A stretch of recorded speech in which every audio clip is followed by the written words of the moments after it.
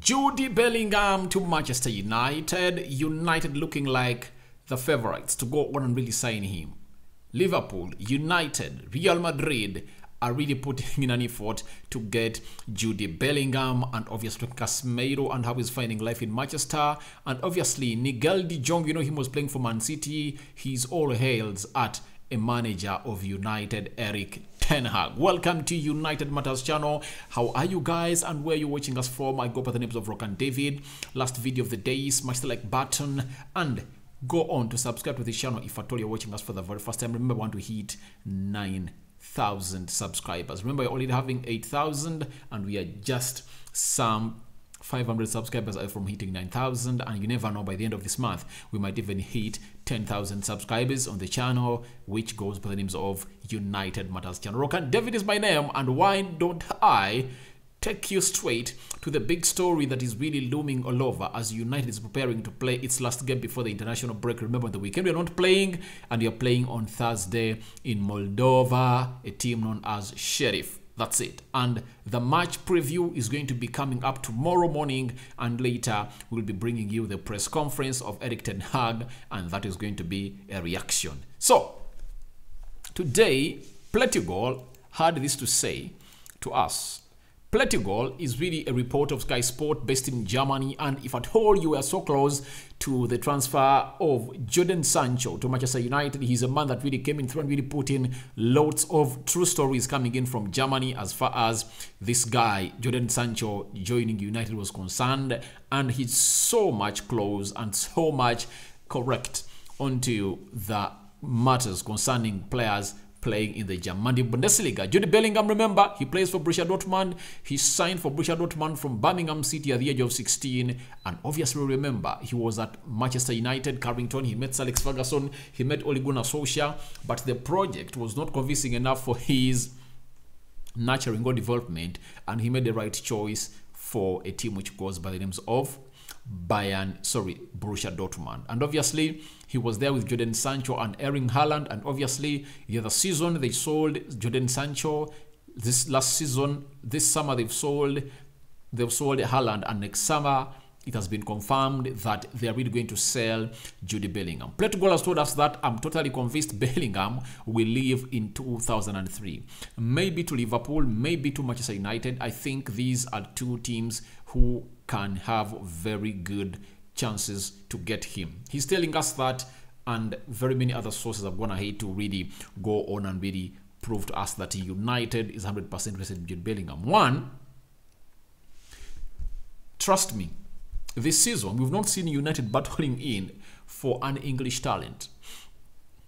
United has always been at the forefront of fighting for English talents wherever. You know, even the previous season we brought in Jadon Sancho.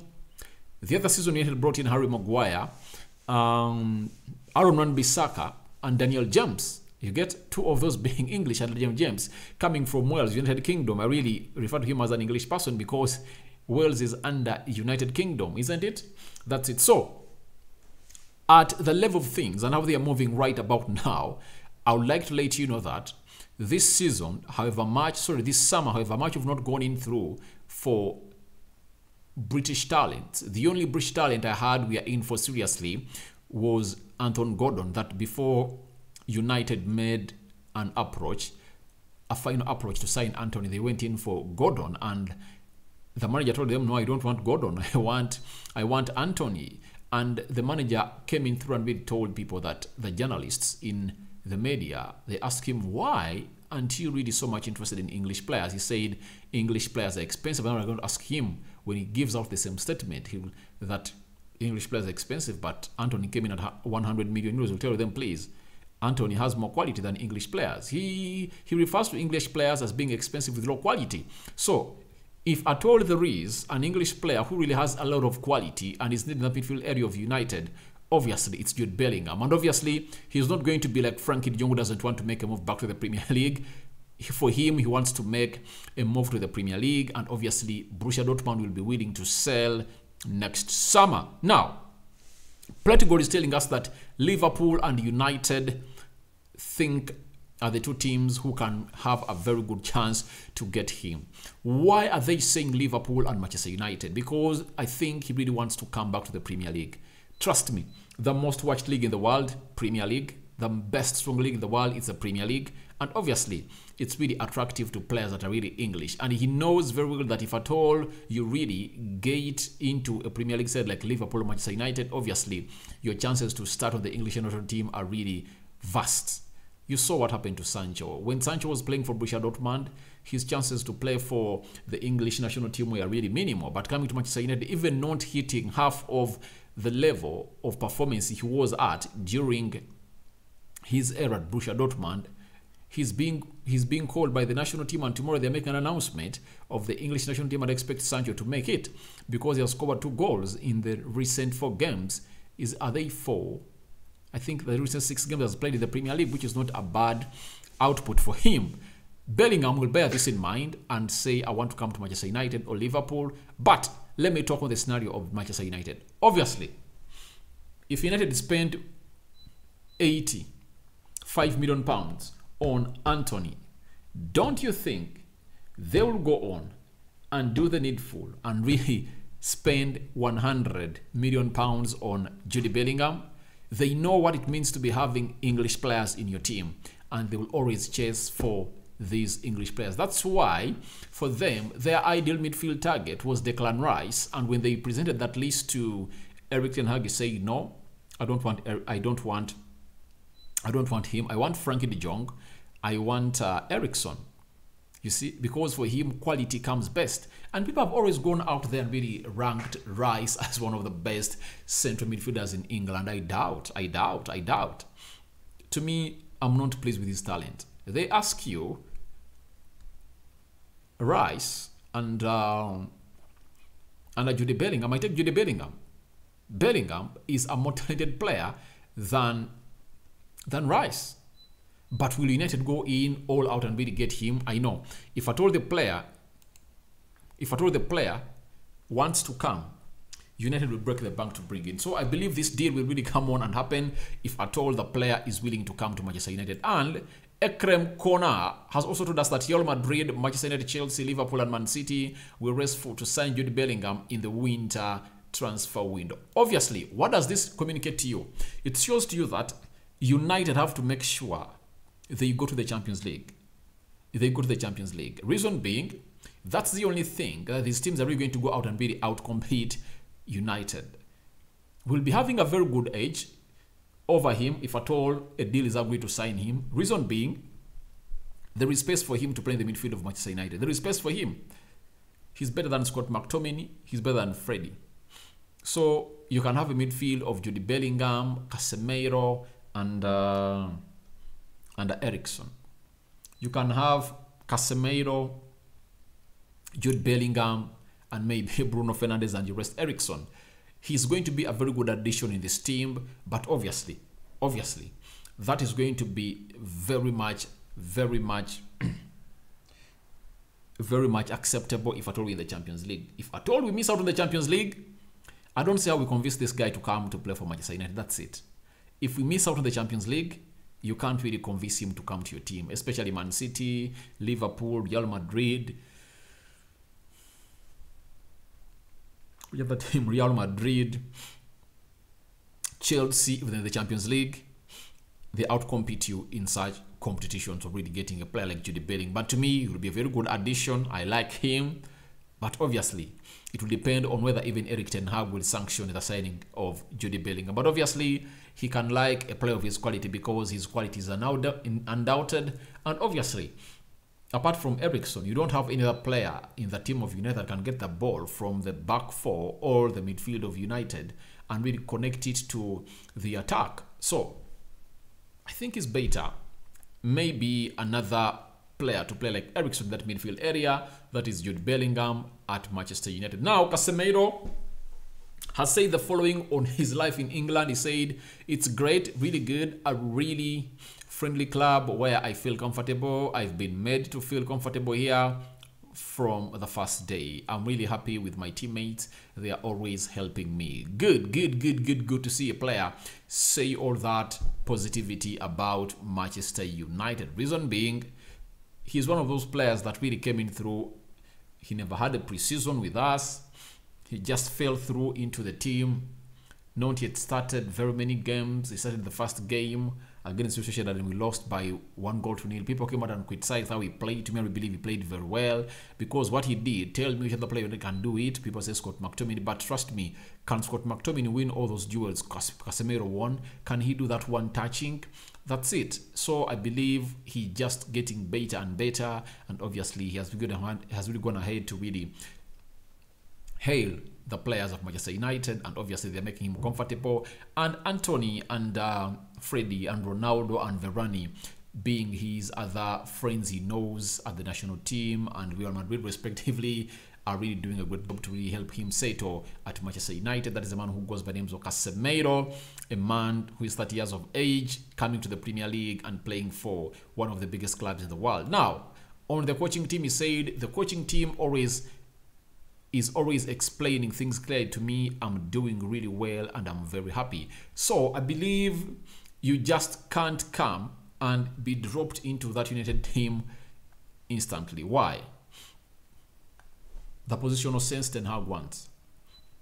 The way he wants you to pass. The way he wants you to defend.